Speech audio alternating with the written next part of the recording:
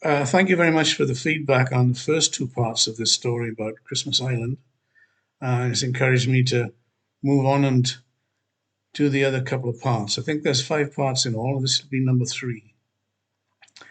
And it's about Abbot's Booby.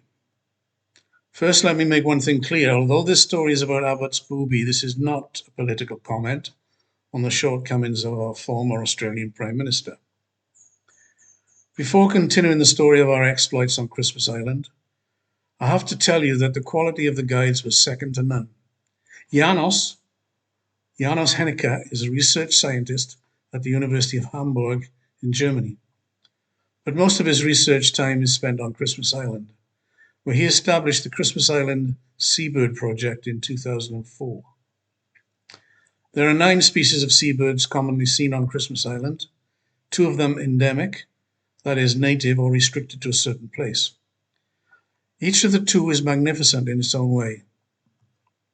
The first endemic, Abbot's Booby, is the largest and rarest of its family and is reminiscent of an albatross in size and grace in the air.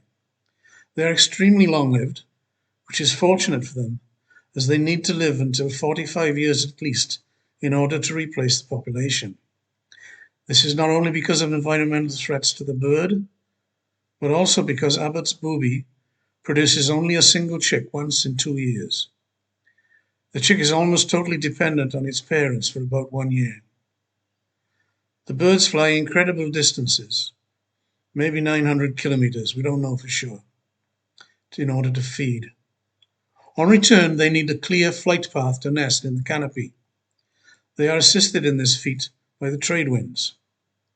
It's thought, however, that the rainforest clearing by the mining industry adversely affected the wind by causing eddies and unpredictable turbulence. Without the aid of the wind, the booby is in danger of overshooting the nest and ending up as lunch for the crabs and insects below. Janos and his team are in the process of banding the birds and fitting them with tiny tracking devices in an effort to better understand their life cycle.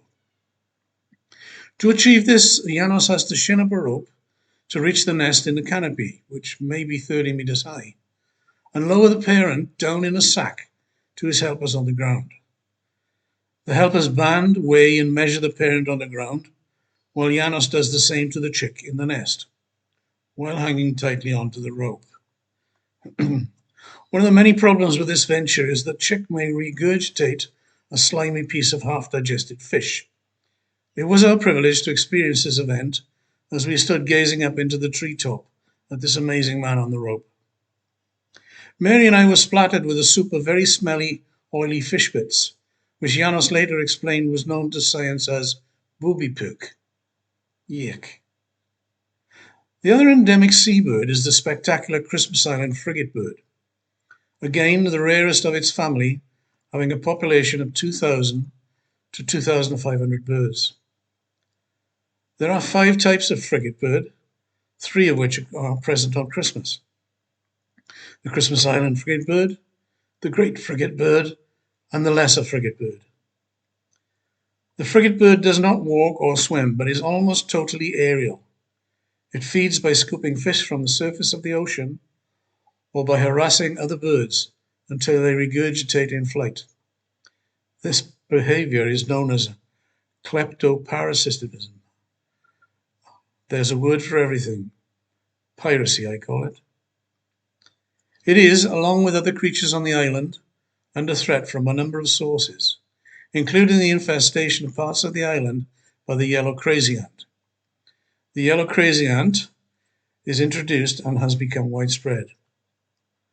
According to Australian government sources, the ants now occupy 15 to 18% of the island, but are mainly restricted to short terrace forests.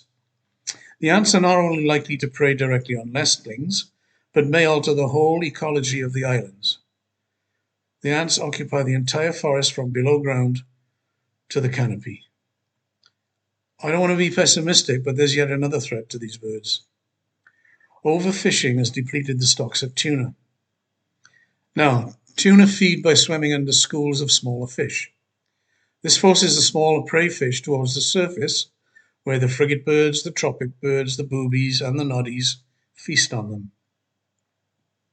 With fewer tuna, this happens less commonly, and bird populations will decline further.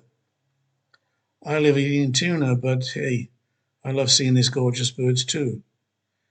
Just to complete the picture, the rest of the 9 seabirds present on the island are 2 more boobies, the red-footed and the brown or common noddy, and the silver bosun or red-tailed tropic bird, and finally the golden bosun or white-tailed tropic bird.